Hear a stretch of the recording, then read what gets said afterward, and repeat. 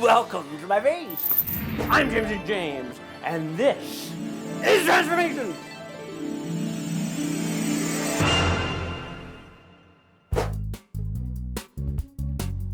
Well, I'm very excited. We have with us today the gorgeous, the fabulous, the lovely Mrs. Kasha Davis. We're so cosmopolitan. We're twinning. Twinning, yes. Yes, twinning, hashtag twinning. Yes, that's what the kids say. I have been wanting to have you on the show forever.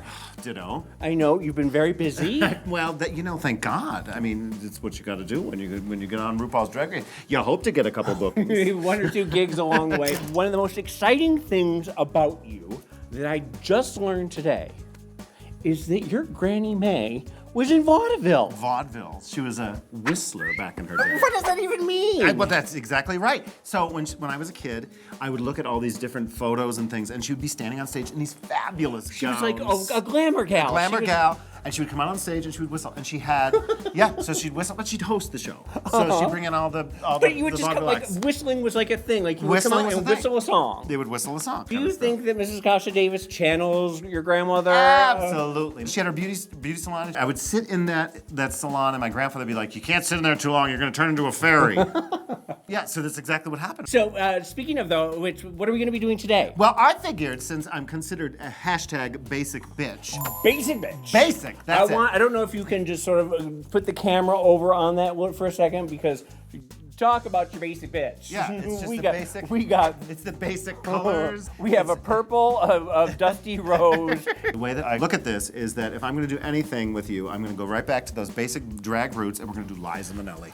You know, it's one of those things because the kids don't do Liza that much anymore. No. When I was coming up, you did Carol Channing, you did Ethel Merman, you did Liza. Now what's great is that it comes back full circle, as everything does, is that when you go out into the clubs and they see that, they're like, "Oh my gosh, I loved her in The Wizard of Oz." Wrong. Right. But we're on the right track there. But it gives you a teachable moment. You can sit down with them and show them your cabaret on their YouTube. Right. How odd is it to have somebody be you? Like, what must it be like for Liza to see you painting me as Liza? Right. Well, which she's going to. She's going to. Obviously, she watches this all the time. Yeah. Well, and the thing of it is, I have so much in common. Liza Minelli and I share the same birthday, March 12th. We both love Judy Garland and gay men. So, you know what I mean? And both went to rehab. Well, you're going to have to teach me how to do my Liza, because I was trying it last night in my bed. I was lying in bed trying to do, Mama, are you proud of me, Mama? I was trying to be Liza. I love a woman or man, etc., that they're like rise like a phoenix. You know, they crash and they come back because it's relatable. Because it happens to all of us, right? There's not that level of perfection, and they wear it on their sleeve. They talk about it. They're wounded birds. They're wounded animals, and we've all been down. Give me Judy passed out in a pile of vomit, on the stage of Carnegie Hall, and that's someone that I can relate to. We've been there. We might have been 2 stalls over. Okay, well, I'm gonna go change into my smock, get out of my cloak, my new opera cloak. We had a pizza party upstairs when you came. Yes. And before that, I had 5 or 6 chocolate chip cookies. Yes. Then I had 3 bagels. Then I had 4 pieces of pizza and some Cheez-Its. Well. And if I throw up on you about halfway through. You need your strength.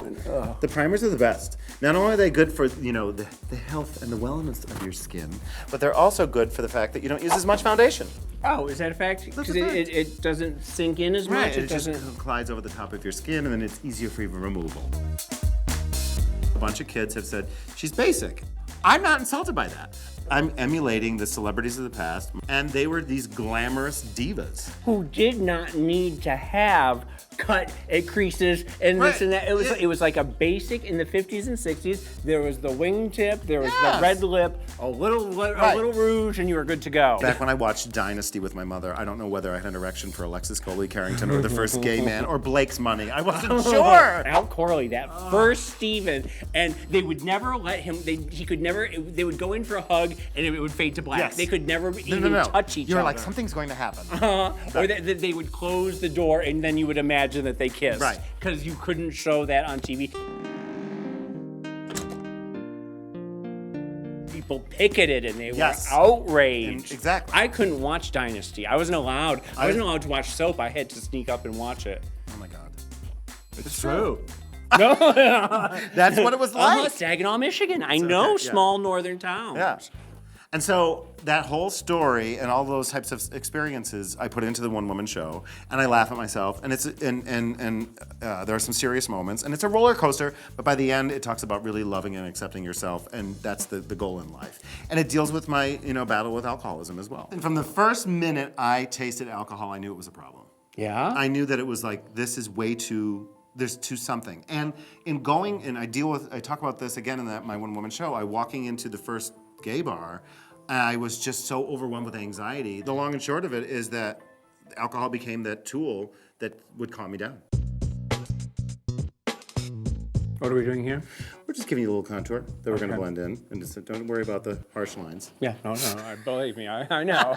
After Drag Race, the girls are getting booked. We go on our tour, I come back, the girls are getting booked, everybody's busy, working, and my schedule starts to slow down. And at that time, because I was so clouded with alcohol and the disease of alcoholism, that I was just constantly, it was self-deprecation. I was like, you're just not good enough. You're too fat. You're too this. You're too that. I just spent more time sitting home drinking, worrying about what I couldn't do than doing something about it. And I literally say, there was a point where I was face down on the floor, drunk, at like 10 o'clock in the afternoon. I've been there. Yeah. We've been there. And I'm like, you have. You were there this morning. Yeah, we called you this morning, and you were out face down. Drag Race inspired me. RuPaul. The whole fact of the matter is, people will say to me, "Oh my God, I wish I saw more. I wish you were there longer." Bitch, it was exactly what I needed to get me to realize you need to follow what you love. Everything is starting to come together the minute I put down the alcohol. And yes, you have to deal with the other issues of whatever it is that you're dealing with. Listen, the minute I put down the alcohol, I picked up the cake. It's a sugar. It's a sugar ad. I was like, ooh, I love cake. I love food. And so what? You tape your boobs up, you have a big, nice chest. What are we doing now? I'm just giving you the different highlights that I like to do with the levels of the foundation. Now we're getting into eyebrow mode where we can't talk. I won't move.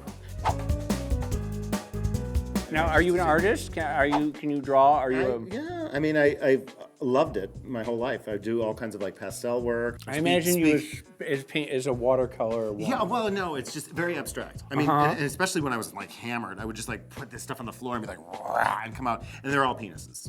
I was like, why is everything a penis? In the morning, I'd wake up and like, clearly, I've got a dick on my mind. One of my favorite pieces that I did, you can see what looks like my husband's silhouette. Oh, and it was before I met him, years before I met him. Really? I was like, showing him the stuff, and we looked at it, and we're like, oh my God, it looks just like. That's weird. Yeah, isn't that weird? That's like a psychic moment. What kind of lashes does Liza wear? The largest ones possible. She wears the top and a bottom lash.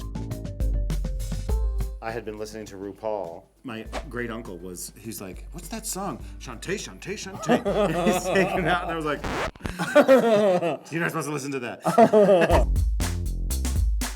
There it is. Oh, you're getting into Liza. There's so many different fabulous Judy and Liza things, and there's one on YouTube where they're like cream of wheat. They go shopping. Yes, and they're in the store.